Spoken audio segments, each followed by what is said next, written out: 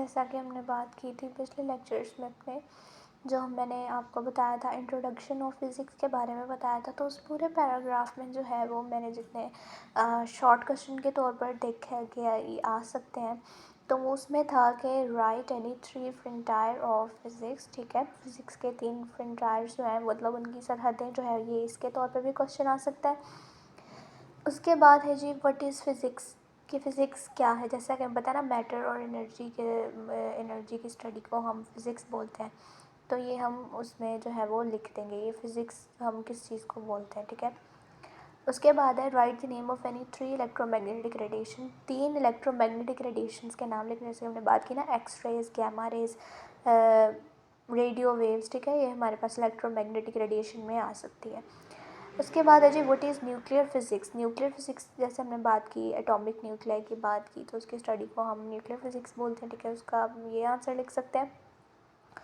उसके बाद है डिफाइन द रियलिस्टिक मैकेनिक्स। ठीक है, रियलिस्टिक मैकेनिक एक कंपैटिबिलिटी है। ठीक है, एक रियलिस्टिक और जनरल रियलिस्टिक के अंदर। ठीक है, उसके बाद है importance of physics in science, के साइंस के अंदर फिज़िक्स की क्या इंपॉर्टेंस है, ये कहाँ कहाँ पर स्टडी होती है और कहाँ कहाँ इसकी जो है वो ज़रूरत पड़ती है, जैसे टेक्नोलॉजी के अंदर, साइंस के अंदर, और ये बहुत ही अहम किरदार अदा करती है। ठीक है, फ़िज़िक्स की जो साइंस में क्या इंपॉर्टेंस है। ठीक है ना, ये एक जिसे बोलते हैं हार्ट का काम करती है फ़िज़िक्स के जो है वो साइंस के अंदर। ठीक है, उसके बाद है define the physical chemistry. Physical chemistry के बारे में आप बताएंगे। ठीक है, इसके अंदर के हम किसी भी चीज़ के स्ट्रक्चर को, और या हम मतलब किसी भी मतलब केमिकल रिएक्शंस को हम जो है वो किसी भी स्ट्रक्चर के अंदर केमिकल रिएक्शंस को जो है वो हम स्टडी करते हैं, तो उसको फ़िज़िकल केमिस्ट्री का नाम देते हैं। उसके बाद है जी डिफ़ाइन बायोफ़िज़िक्स।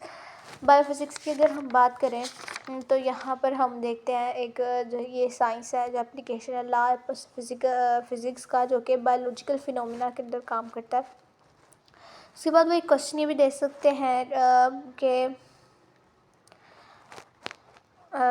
यहाँ पर इन्होंने कहा हुआ है डिफाइन द एस्ट्रोफिजिक्स, जैसे ग्लेशियल्स बॉडी स्पेस के अंदर जितनी भी चीज़ें मौजूद हैं उनकी स्टडी को हम एस्ट्रोफिजिक्स बोलते हैं।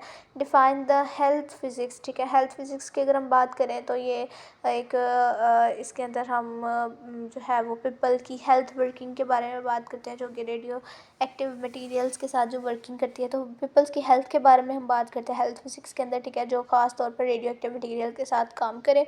What is the rule of physics in role of physics in science, के फिज़िक्स का जो है वो रोल क्या है। ठीक है, ये इंफॉर्मेशन और टेक्नोलॉजी का दौर है। ठीक है, ये कंप्यूटर की डेवलपमेंट का दौर है, कम्युनिकेशंस के लिए काम आते हैं, तो ये एक रोल है। ठीक है, उसके बाद सिलिकॉन चिप क्या होती है। ठीक है, अब सिलिकॉन चिप जो है वो एक सिलिकॉन से बनी हुई है। ठीक है, जो कि सिलिकॉन जो हमें ऑब्टेन होती है सैंड से। ठीक है ना, तो ये सारे जो शॉर्ट क्वेश्चन मैंने एक पैराग्राफ से निकाले हैं, तो बोर्ड वाले आपको ये भी दे सकते हैं। सो स्टूडेंट्स, आपने हर चीज़ के लिए जो है वो प्रिपेयर रहना है। ठीक है, और ज़्यादा से ज़्यादा कोशिश करनी है समझ के और अच्छे से याद हो आपको।